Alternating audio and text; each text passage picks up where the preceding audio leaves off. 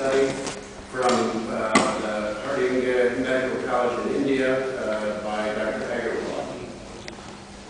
Thank you very much, sir, and good afternoon, everybody. This is a comparative study showing our results in laparoscopic cholecystectomy done with or without using energy sources, as I have never used energy sources in my laparoscopic cholecystectomy, and we have already presented and published in surgical endoscopy. So the need was there to see the comparative results.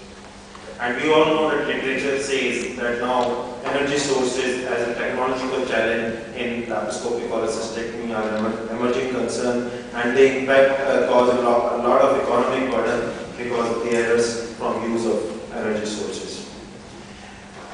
Biliary injuries have remained an index of adverse outcomes in laparoscopic cholecystectomy despite structured training programs, skilled evaluation, and regulated granting of privileges and adopting of the systems approach adopted from the airlines and the nuclear industry. But we all know that incidence of biliary injuries and biliary strictures has continued to be more than double as compared to the conventional era, despite all these guidelines. This study is a prospective study.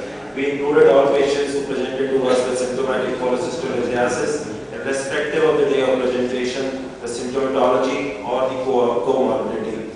There were no exclusion criteria. Primarily the ultrasound and the biliary colic were the criteria for cholecystectomy, and all patients underwent pre-anesthesia evaluation for a fast-track modules because we operate on a day-to-day basis routinely. There was a guideline to take an informed consent from the patients regarding the use of energy sources, because that is taken as implied and non-use of energy sources. So I was told to explain to the patient that it might cause some hemorrhage and danger to their lives. So that was an impediment in this study. I used only routine laparoscopic cholecystectomy instruments. We achieved hemostasis on table, so we don't put any drains for hemostasis, but doubtful hemostasis. And it's a single surgical unit experience with many consultants. Endpoints for this study was, operative endpoints were hemodynamic stability to be assessed by the anesthetist, any need for blood transfusion, and any need for additional hemostatic maneuvering on the table, like application of tissue gels, gel foams, or tissue sealing devices, and any additional use of clips or energy sources at the liver bed. Any peroperative identifiable vascular, biliary, or visceral injury, any gallbladder perforation by the dissecting instrument, not by the grasping instrument, because that is where the difference is, because in energy sources we are using the energy source activated dissector, and in other cases only sharp, and conversion. They were the operative endpoints. Post-operative endpoints, again hemodynamic stability of the patient, any post-operative peritonism clinically evident after 24 hours of surgery, any constipation that is failure to pass flatus after 24 hours of surgery, any hospitalization, re-exploration, any biliary staining or evidence of leak from the port sites or otherwise, and mortality.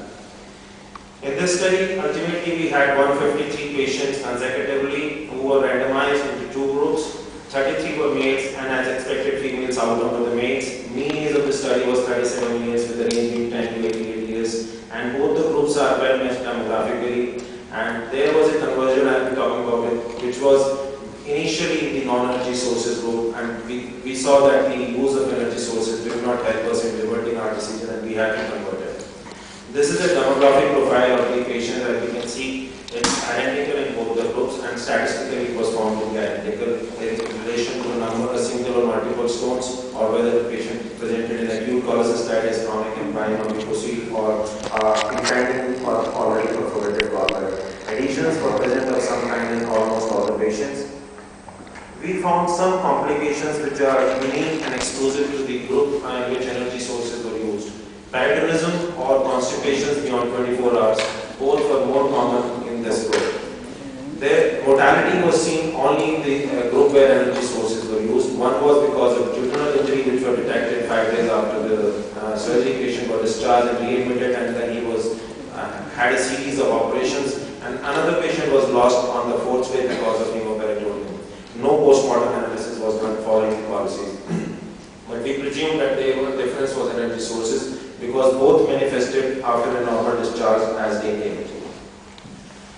As no hemodynamic instability in either arm of the study was the operative outcome. We did not have to use any blood transfusion in either arm.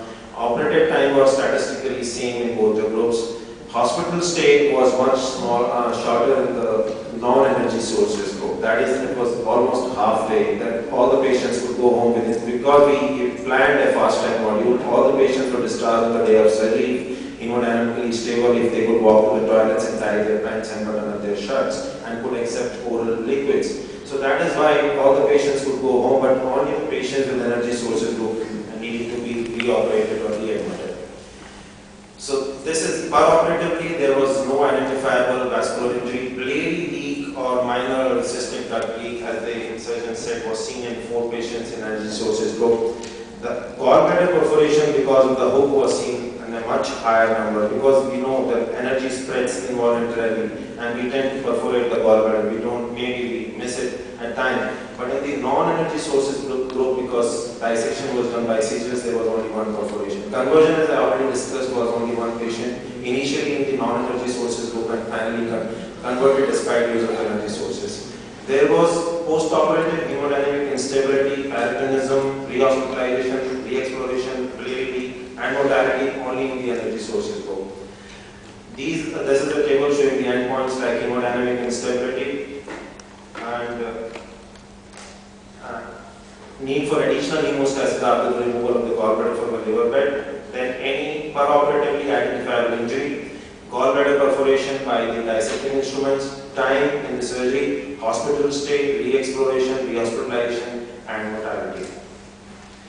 We all know that energy sources are used universally in laparoscopic surgery, especially laparoscopic cholecystectomy, and electrocautery is the commonest of them.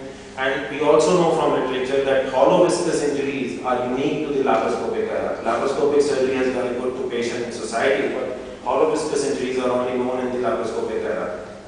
This is when we know that gallbladder has surgically safe avascular planes, and these planes are more marked if there is acute cholecystitis, or in chronic they are more fibrotic. And adhesions, we all know, will agree that they are like internal scars, and scars are avascular. There are papers in literature which say chances of error are increased by men and machine interface. We have also published a similar paper in surgical endoscopy.